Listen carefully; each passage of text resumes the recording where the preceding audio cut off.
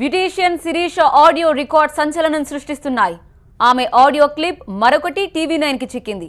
రాజీవ్ తేజస్విని ఇష్యూలో శిరీష తన ఫ్రెండ్ తో ఫోన్ లో మాట్లాడిన ఆడియో క్లిప్ మరొకటి కూడా వెలుగులోకి వచ్చింది. బ్యూటీషియన్ శిరీష డెత్ మిస్టరీలో ఈ ఆడియో క్లిప్స్ దర్యాప్తుకు అధికారులకు కీలకం కానున్నాయి. శిరీష, రాజీవ్, శ్రావణ్ ఫోన్ సంభాషణల్ని బంజారాహిల్స్ పోలీసులు సేకరించారు. శిరీష తన ఫ్రెండ్స్ తో ఏం మాట్లాడిందో ఒకసారి విందాం. హలో హలో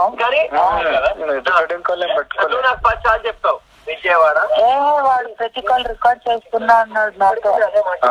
లైన్ లో ఉంటూ తనకి ఫోన్ చేసి కలుపుతా నువ్వు కామ్ ఆహా ఇంకా తెలుగుతో ఇంకా మళ్ళీ అది ఫైర్ అయిపోయి వచ్చినట్టు చేస్తున్నాను చేసి పెడతాడు. ఏం కాదు నేనున్నా కదా నందుతో నేనున్నాను. హైదరాబాద్ తోపులు మా ఎట్లా అంటే హైదరాబాద్ మంది ఏం చేపిస్తున్నా అని నా మీద ఇది అవుతుంది ఫైర్ అవుతుంది కదా. అట్లా అంటావా? మామూలుగా అయితే నేను మామూలుగా అయితే దాన్ని కలుపుతా లైన్ లో కలుపుతా అందరే మాట్లాడతాడు. ఓకేనా? వద్దు ఇంకా వదిలేసేయండి అనవసరంగా రిస్క్.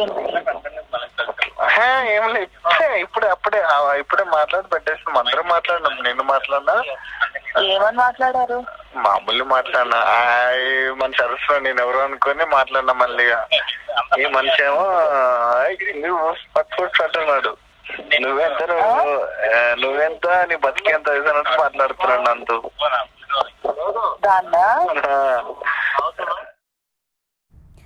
ఇది శిరీష వాళ్ళ ఫ్రెండ్ తో మాట్లాడిన సంభాషణ ఎక్కడో ఫైర్ అవుతుంది. ఇంకా ఈ ఇష్యూని వదిలేద్దాం అని సంథింగ్ తేజస్వినికి సంబంధించి వారిద్దరి మధ్య జరిగిన సంభాషణ మనం చూడొచ్చు. ఇక మరొక కీలకమైన ఇష్యూగా మరొక కీలకమైన పాయింట్ గా మారింది అదే డైరీ. ఇక రక్తపు మరకలు ఉన్నాయనేది రిమాండ్ డైరీలో వెలుగు చూసిన పాయింట్ కూడా కీలకంగా మారింది. బ్యూటీషియన్ శిరీష మృతి రోజుకో మలుపు తిరుగుతోంది. శిరీషది హత్య అనే అనుమానాలు వ్యక్తమవుతున్న నేపథ్యంలో తాజాగా మరో సంచలనమైన అంశం వెలుగులోకి వచ్చింది. శిరీష డ్రెస్ పై రక్తపు మరకలున్నట్లు కోర్టుకు సమర్పించిన రిమాండ్ రిపోర్ట్లో పేర్కొన్నారు పోలీసులు.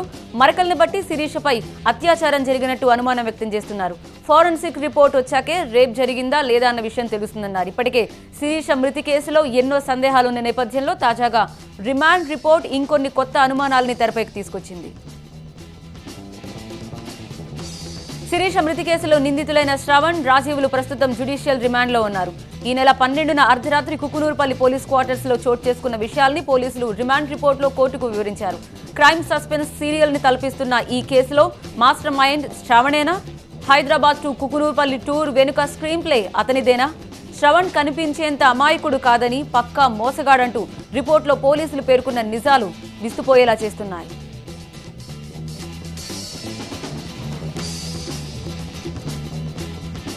శిరీష కేసులో A1 శ్రవణ్ గతంలో పలుమార్లు ఎస్ఐ ప్రభాకర్ రెడ్డికి అమ్మాయిల్ని పంపేవాడని, సమస్య పరిష్కారం పేరుతో శిరీషను కుకునూరుపల్లికి తీసుకువెళ్లక ముందే ఆమె ఫోటోల్ని ఎస్ఐకి వాట్సాప్లో పంపించాడని తెలుస్తోంది.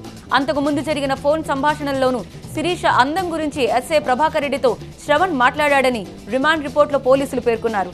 శ్రవణ్ ఫోన్లో ఎస్ఐతో జరిపిన చాటింగ్ ని కోర్టుకి పోలీసులు సాక్ష్యంగా అందించారు. అంతేకాదు ఎస్ఐ క్వార్టర్స్ లోకి వెళ్లిన తర్వాత రాజీవ్ను బయటకు తీసుకొచ్చేందుకు శ్రవణ్ పలుసార్లు ప్రయత్నం చేశాడని కూడా పోలీసులు చెప్పారు. ఆ రోజు రాత్రి సెక్స్ వర్కర్ల దగ్గరికి వెళ్లాలని ఎస్ఐ ప్రభాకర్ రెడ్డి, రాజీవ్ శ్రవణ్లను క్వార్టర్స్ నుంచి బయటకు పంపే ప్రయత్నం చేయగా అందుకు రాజీవ్ కూడా ఆసక్తి ప్రదర్శించాడని పోలీసులు పేర్కొన్నారు. దీంతో శ్రవణ్ సిగరెట్ నెపంతో రాజీవ్ను బయటకు తీసుకెళ్లాడని తెలిపారు. గదిలో ఒంటరిగా చిక్కిన శిరీషను ఎస్ఐ ప్రభాకర్ రెడ్డి దగ్గరకు తీసుకునే ప్రయత్నం చేయగా ఆమె ప్రతిఘటించింది. అయినా సరే ప్రభాకర్ రెడ్డి వినకుండా మళ్లీ దగ్గరకు వెళ్లడంతో శిరీష బిగ్గరగా కేకలు వేసిందని రిమాండ్ రిపోర్ట్లో పోలీసులు పేర్కొన్నారు.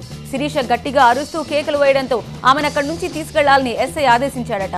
దీంతో శ్రవణ్ ఆమెను బలవంతంగా కారులోకి ఎక్కించుకోవడమే కాకుండా ఆమెపై దాడి చేశాడు. అంతేకాదు కారులో నుంచి దూకడానికి ఆమె ప్రయత్నించినప్పుడు జుట్టు పట్టుకుని వెనక్కి లాగాడు. ఈ మధ్యలో ఎస్ఐ శ్రవణ్ కు 2 సార్లు ఫోన్ చేసి శిరీష గురించి ఆరా తీశాడని పోలీసులు చెబుతున్నారు. శిరీష ఆర్జే ఫోటో స్టూడియోకి చేరుకున్నాక గదిలోకి వెళ్లడం, సూసైడ్ చేసుకుందని పోలీసులకు ఫోన్ చేయడం జరిగిందని తెలుస్తోంది. అయితే రిమాండ్ రిపోర్ట్లో శిరీష డ్రెస్ పై మరకలున్నట్లు తేలడంతో ఆమెపై అత్యాచారం జరిగిందా లేదా అనే అనుమానాలు వ్యక్తమవుతున్నాయి. శిరీష కేసులో ఇప్పుడు ఫోరెన్సిక్ నివేదిక కీలకంగా మారింది. నివేదిక వస్తే మరిన్ని నిజాలు వెలుగులోకి వచ్చే అవకాశం ఉంది.